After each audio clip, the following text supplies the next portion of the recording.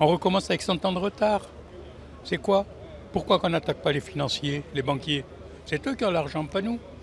Nous, si on nous enlève le code du travail, on n'a plus aucune protection. Ces ordonnances sont très déséquilibrées, sont en faveur plutôt des employeurs que des salariés. Ça serait bien qu'il y ait un dialogue qui s'installe entre les forces syndicales et le gouvernement. Déjà, ça serait bien parce que là, à l'heure actuelle, en fait, il n'y a pas de dialogue. Il y a juste une sommation du gouvernement de nous dire de ne pas manifester, en nous traitant de feignants, de cyniques et d'extrémistes, alors que ce n'est pas le cas. Là, je pense que ce que moi j'attends personnellement, c'est que le dialogue soit rouvert et qu'il y ait des négociations à nouveau. Faire entendre leur voix auprès du gouvernement, c'est aussi le souhait des organisations syndicales. La réforme du Code du travail, elles n'en veulent pas et ont bien l'intention de le faire savoir.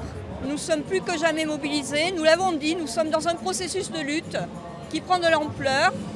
Le rapport des forces s'élève et c'est bien ce que nous avons l'intention de faire, de travailler à l'élévation du rapport de force, d'ancrer les luttes dans les entreprises, dans les administrations. Quelques mètres plus loin, un rassemblement d'insoumis attend le cortège de manifestants.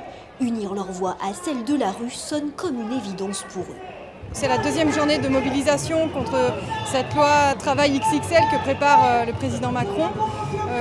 C'est important de montrer que, contrairement à ce qu'il dit, c'est-à-dire que rien ne se fait dans la rue, nous on veut montrer que c'est pas parce qu'il a été élu qu'il peut imposer tout et n'importe quoi. Donc il y a plusieurs moyens de protester, la manifestation est un de ces moyens, donc on s'en saisit. Le cortège reprend sa route sur fond de slogans et de fumigènes dans une ambiance plutôt bon enfant, jusqu'à ce qu'un groupe d'anarchistes masqués décide de prendre la tête de la manifestation. Le ton monte, une altercation éclate. Les manifestants poursuivent alors le trajet dans une ambiance plutôt tendue avant de se séparer place de la Bourse.